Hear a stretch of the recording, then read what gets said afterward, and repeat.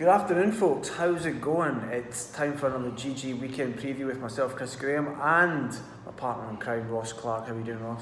Yeah, really good. I'm glad my pessimism earlier in the week that the meeting might be called off is wide of the mark. It looks as if at least it's going to be going ahead, so that's great news. Very positive. I've worrying signs there, definitely. And still, of course, we'll talk about this a bit more in depth, but the ground has got to be heavy for the majority of I think half of the races, so it's got to be a real test. Yeah, I think they might as well ditch the whips and give the jockeys oars at this stage and see how they get through the mud. It's going to be very testing. It's going to be testing, as is this video, because we're trying to get through every single race. So let's get the whips going and let's kick on. We'll start with the opening race of the day under heavy conditions as I speak at the moment. The champion sprint. The Commonwealth Cup winner advertised as a 5-1 favourite, 11-2. Hello Yumzin at Ross tipped up to win the Sprint Cup successfully, and then 13-2 One Master, 7-1 Make a Challenge. Who are you going for here? I'm going to stick with a winning formula and go with Hello Yumzin to follow up his Sprint Cup success. Still improving, has done nothing wrong.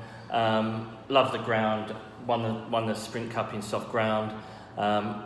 This time around he's going to have to turn around the form with Advertise. He's definitely going to run. Advertise was pulled out on the day in the Sprint Cup. Advertise beat him a couple of lengths in the Commonwealth Cup, but I think Hello Yumzin will turn it around. The bookies will also be on my side in hoping he'll turn it around, because if Frankie kicks off the day with a book of rides that he's got with a 4-1 winner, could be chaos. Could be chaos. Bets will be refused left, right and centre. Matt Chapman on his high horse. So we'll start the day hopefully with a winning selection. Hello Yumzin, solid sprinter, improver, quick enough, strong enough, full of stamina, should do the job.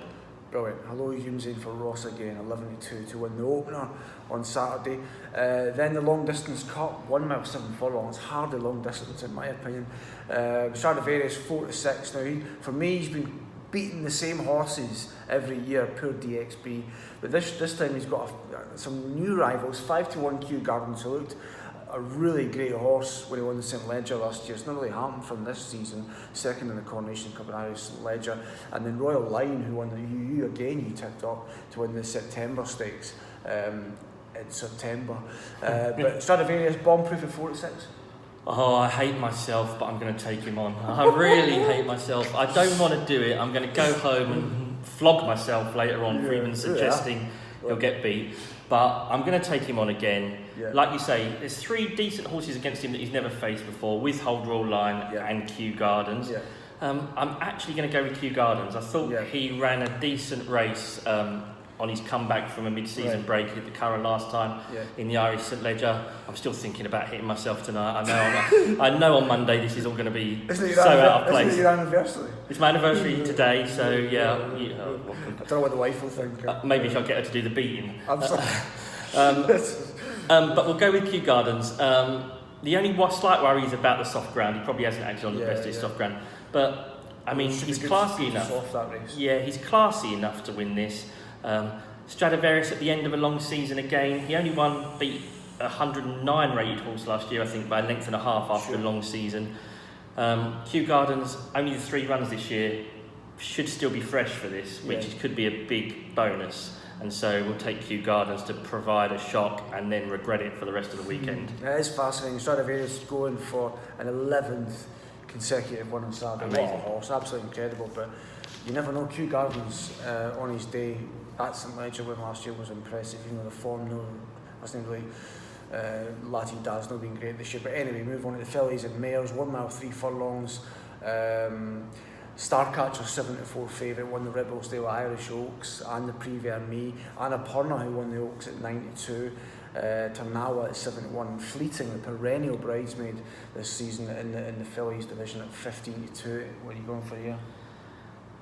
This time I think the favourite is rock solid. Starcatcher, another one for Frankie will be hoping to do the business on. I mean, she's a dual Group 1 winner.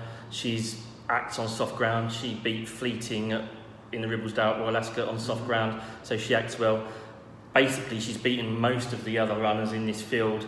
Apart from one that I might put up just at an each way price is Delphinia, one of Aidan O'Brien's. I think Aidan O'Brien's running 4 in this race. Delphine got no sort of run last time in France. Was a bit unlucky in the Oaks. She finished 5th, got bumped round Tattenham Corner. Sure. I still think she's got a big race in her, and I think she's 12 to 1, 14 to 1. So her each way, but I think Starcatcher's probably the best 3. Well, she's the best 3-year-old filly I think this year. All right, nice one.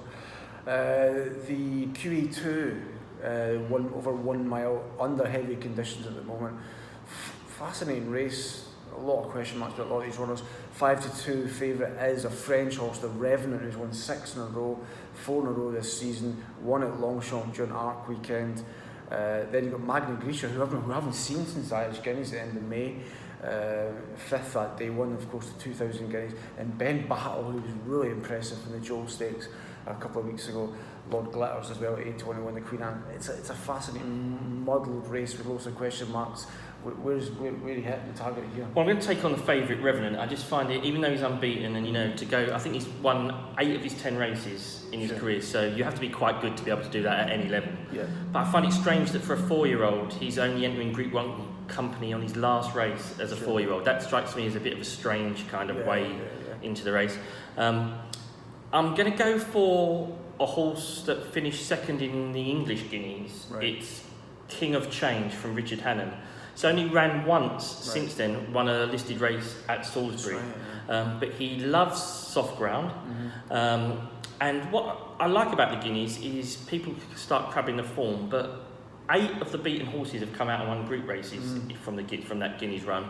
And there's still plenty of upside in King of Change. He's very lightly raced. Be careful of your Kings, because King of Comedy runs in there. So if you're going into any betting shops, make sure, well, unless you want to try and get away with something you shouldn't be, make sure you put King of Change instead of King of Comedy.